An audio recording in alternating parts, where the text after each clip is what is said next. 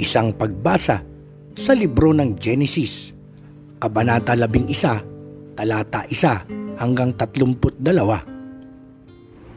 Ang Tore ng Babel. Noon, isang wika lang ang ginagamit ng lahat ng tao sa buong mundo. Habang lumilipat ng tirahan ang mga tao patungo sa silangan, nakarating sila sa isang patag na lugar sa Shinar at doon sila nanirahan. Ngayon, sinabi ng mga tao, magtayo tayo ng isang lunsod na may tore na aabot sa langit para maging tanyag tayo at hindi mangalat sa buong mundo. Kaya gumawa sila ng mga tisa at pinainitan nila ito ng mabuti para tumigas ng husto. Tisa ang ginamit nila sa halip na bato at aspalto ang ginamit nila bilang semento. Ngayon, bumaba ang Panginoon para tingnan ang pagtatayo ng mga tao ng lunsod at tore. Sinabi ng Panginoon, ang mga taong ito ay nagkakaisa at may isang wika lang. At ang ginagawa nilang ito ay simula pa lamang ng mga binabalak pa nilang gawin. Hindi magtatagal, gagawin nila ang kahit anong gusto nilang gawin. Kaya bumaba tayo, pag-iba-ibahin natin ang wika nila para hindi sila magkaintindihan.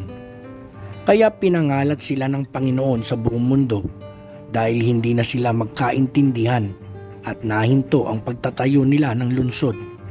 Ang lunsod na ito ay tinawag na Babel dahil doon pinag-iba-iba ng Panginoon ang wika ng mga tao at mula roon ay pinangalat niya sila sa buong mundo. Ang mga lahi ni Shem. Ito ang salaysay tungkol sa pamilya ni Shem. 2 taon pagkatapos ng baha, nasa 100 taong gulang na noon si Shem nang isilang ang anak niyang lalaki na si Arpaksad. Matapos isilang si Arpaksad, nabuhay pa si Shem ng 500 taon at nadagdagan pa ang mga anak niya.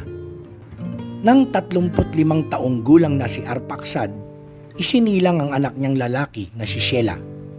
Matapos isilang si Shelah, nabuhay pa si Arpaksad ng 403 taon at nadagdagan pa ang mga anak niya.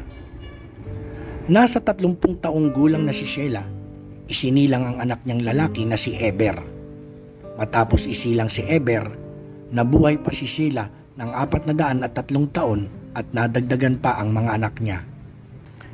Nang 34 na taong gulang na si Eber, isinilang ang anak niyang lalaki na si Peleg.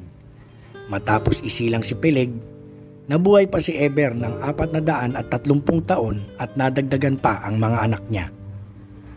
Nang 30 taong gulang na si Peleg, isinilang ang anak niyang lalaki na si Reu. Matapos isilang si Reu, nabuhay pa si Peleg ng 200 taong at nadagdagan pa ang mga anak niya.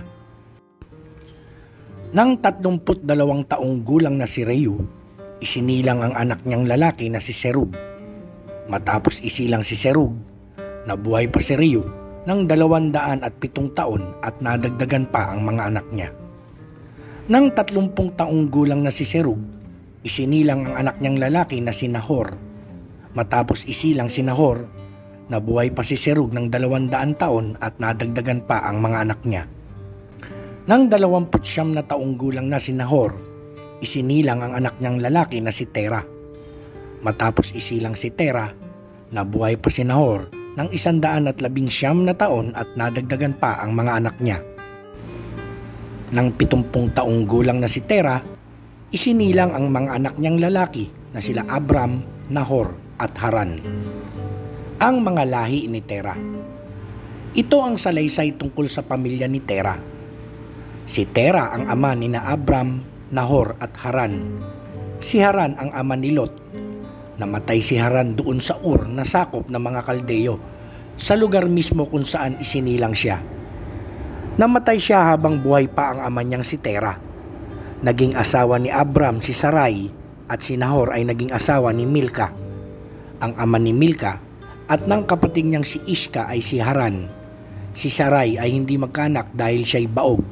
Umalis si Terah sa Ur na sakop ng mga Kaldeo.